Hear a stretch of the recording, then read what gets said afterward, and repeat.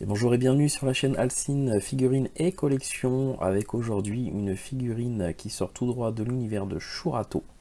Alors est-ce que vous vous souvenez de Shurato? Bon, alors si la mémoire vous fait un peu défaut, on va un peu rafraîchir tout ça, hein, si vous êtes de ma génération, donc des années 80.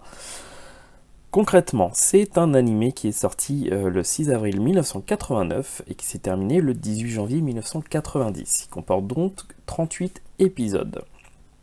À la base, donc, c'est tiré d'un roman, pardon, d'un manga de Hiroshi Kawamoto, qui a été publié entre 1987 et 1998.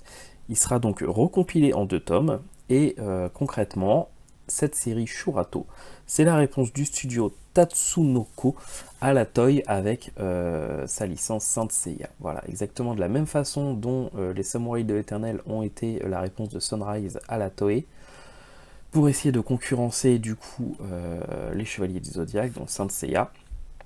Les studios Tatsunoko, eux, ont fait Shurato. Alors c'est pour moi bien plus de points communs et de points de comparaison avec Saint Seiya que peut y avoir avec les Samouraïs de l'Éternel, donc ça on va en reparler un petit peu plus tard. Alors concrètement, l'histoire, qu'est-ce que c'est?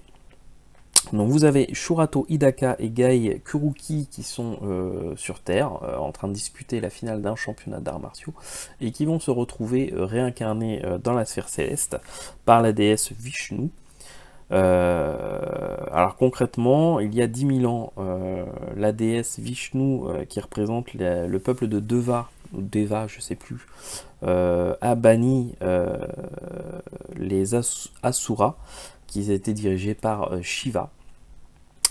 Et du coup, une guerre s'en est suivie, et le peuple d'Asura est de retour après 10 000 ans pour à nouveau foutre le bordel. Du coup, la déesse a réincarné Shurato et Gai, tout simplement pour les faire réintégrer les 8 guerriers qu'on appelle les Ashibushu. Donc concrètement, c'est l'élite de Deva. Chacun d'eux possède une armure qu'on appelle une Shakti, et qui représente du coup un animal sacré.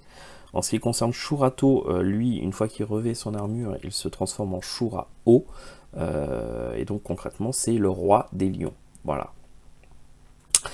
Donc pourquoi je dis que c'est la série qui me fait beaucoup plus penser à Saint Seiya que ne peut l'être les Samouraïs de l'Éternel, tout simplement parce que on retrouve vraiment les mêmes bases que Saint Seiya, mais avec uniquement des noms différents. Les clauses de Saint Seiya, ici, ça va être appelé des Shakti. La déesse Athéna, elle va être remplacée par la déesse Vishnu. Hadès, lui, il va être remplacé par Shiva. Le cosmos, ce qu'on appelle le cosmos dans Saint Seiya, donc le pouvoir des chevaliers, et ben dans Shurato, ça va être appelé le Soma. Bref, ils ont vraiment copié-collé Saint Seiya, ils ont mis ça à la sauce hindouiste, bouddhiste, et puis pour chaque élément de Saint Seiya, ils ont recollé avec un nom différent.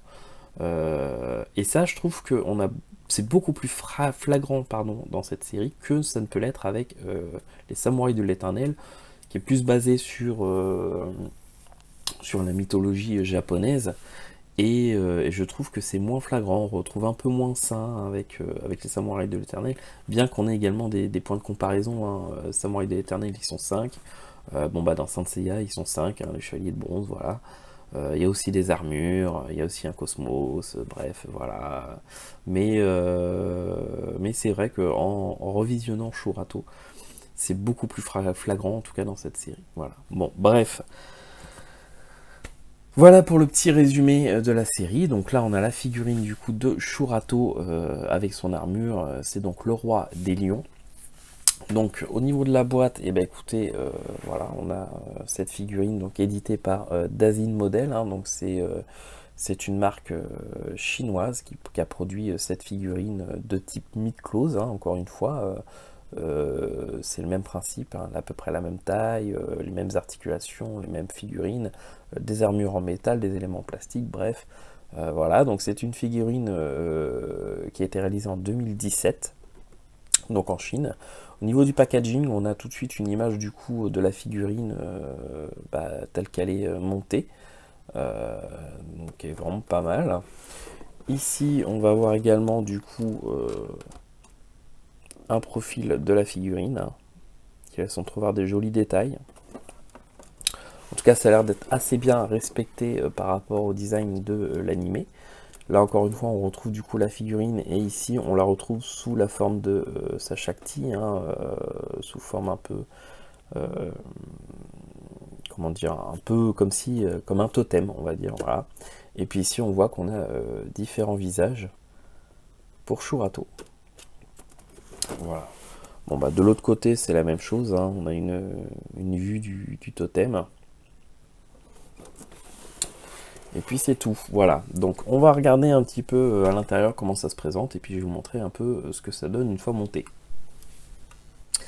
Donc voilà ce qu'on retrouve à l'intérieur de la boîte, hein. Donc une armure dans un emballage plastique avec tous les éléments séparés. Là on va avoir deux étages, hein. Un premier étage avec la figurine, des éléments de l'armure, et puis un deuxième étage avec d'autres éléments, notamment les éléments du totem, etc. Voilà, tout en un seul bloc.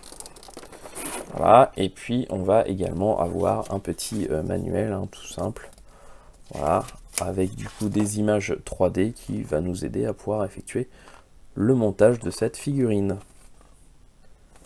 Voilà, alors tout de suite je vous montre un peu ce que donne le résultat avec la figurine et l'armure déjà dans un premier temps posée sur son totem.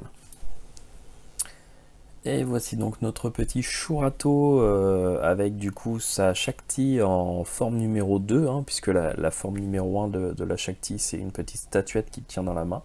Ensuite il l'active, elle prend taille humaine, et il peut notamment l'utiliser pour se mettre dessus et se déplacer avec, voilà, avant de la revêtir.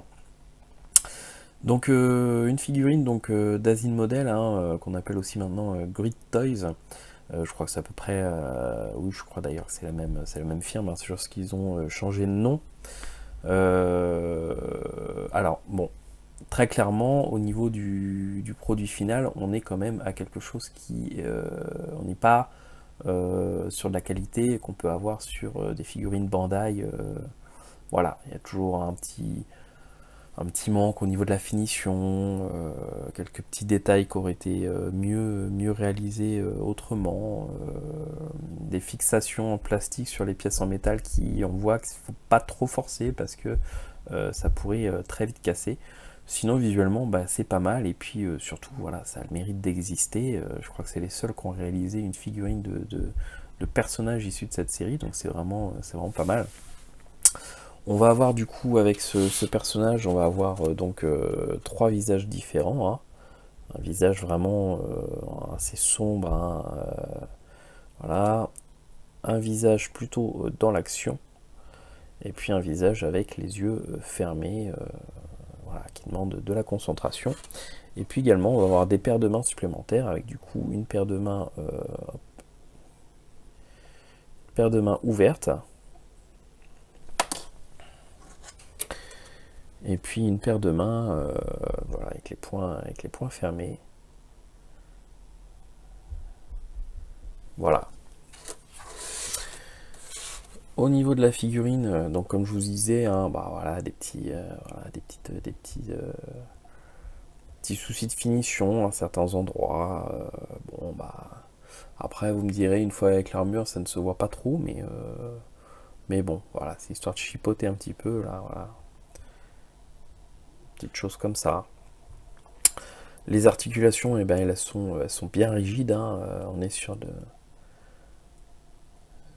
voilà, sur du Grid Toys, hein, donc on a des articulations très raides, hein, qui permet vraiment de faire des positions dynamiques qui supportent bien le poids de l'armure en métal.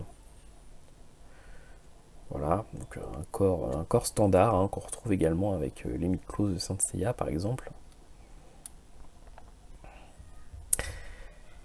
Et puis du coup l'armure posée sur son totem. Alors, il n'y a pas tous les éléments, hein, on ne met pas tous les éléments de l'armure dessus, il y en a qui restent dans la boîte, hein, mais voilà. Assez fidèle encore une fois à ce qu'on peut voir dans l'animé. Il pèse son poids, hein. Voilà. Donc bah, ce que je vous propose maintenant, bah, c'est de voir tout simplement l'armure portée sur Shurato. Et puis voilà, allez, à tout de suite. Et voici donc notre Shurato revêti de son armure, de sa Shakti, hein, qui fait de lui le Shura-O, hein, le roi des lions. Une armure vraiment très très belle, hein, tout en métal, avec de beaux ornements. Alors cette, si vraiment on colle le nez, bon, il y a des petites choses, hein, comme un peu les panel lines, hein, qui ont été faits, qui sont avec un trait noir un peu, peut-être un peu trop appuyé. Mais en dehors de ça, c'est vraiment une très belle figurine, hein, qui a vraiment le mérite d'exister, qui représente bien ce Shurato, hein, qui colle vraiment bien à l'animé et bien respectueux de tous les détails. Donc une figurine qui tient très bien sur ses pieds aussi, malgré le poids de l'armure, hein, parce que c'est quand même des grosses pièces de métal, hein. On est sur voilà, une figurine de type Midclose avec un certain poids qu'on pourrait avoir comme certains guerriers d'Hadès, hein, dans Saint Seiya, qui ont vraiment des armures assez imposantes, assez lourdes. Là, vraiment, on a quelque chose, un bon équilibre, et puis des articulations vraiment assez raides, qui permettent justement de bien faire tenir la figurine. Alors, je vais essayer de vous montrer ça d'un petit peu plus près. Hop.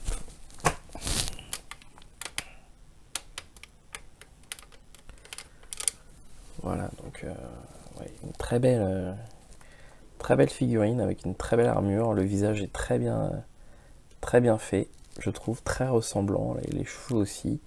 Les proportions sont respectées. Vraiment, c'est vraiment une belle figurine. Alors certes, vraiment des petits soucis de finition, hein. On voit que bon, c'est pas non plus du produit Bandai, mais ça reste quand même, il y a quand même une bonne qualité d'ensemble. Voilà, moi je l'aime bien, elle est très sympa. Donc, je vous en montrerai d'autres, hein, au fur et à mesure des vidéos. Mais voilà, celle-là, c'est le héros, c'est Shurato, et même ici, on a une belle pièce qui referme du coup la partie dans le dos, très discrète, hein. Tout ça, là, tous ces éléments, c'est du métal, hein, c'est des parties assez lourdes. Voilà. On peut, au niveau du bras, on peut mettre une poignée qui n'utilise pas le bouclier et qui donc n'a pas le support derrière. Donc on se retrouve avec un bras comme ceci. Voilà, bon, moi j'ai choisi de mettre le bouclier. Dans la série, il se fait détruire dès le premier épisode, je crois. Dès qu'il revêt son armure, Guy, le roi des loups, détruit assez rapidement son bouclier. Bref, voilà. Bah écoutez, j'espère en tout cas que je vous aurais pu vous faire découvrir cette figurine ou cette série si vous ne la connaissez pas. Et puis si vous vous souvenez de Shurato, voilà, dans les années 90, pour nous, quand ça a commencé à être diffusé en France au Club Dorothée, peut-être que ça vous aura ravivé quelques souvenirs nostalgiques, hein, en tout cas j'espère. Voilà, je vous dis à très bientôt pour une prochaine vidéo, et puis voilà. Allez, salut tout le monde!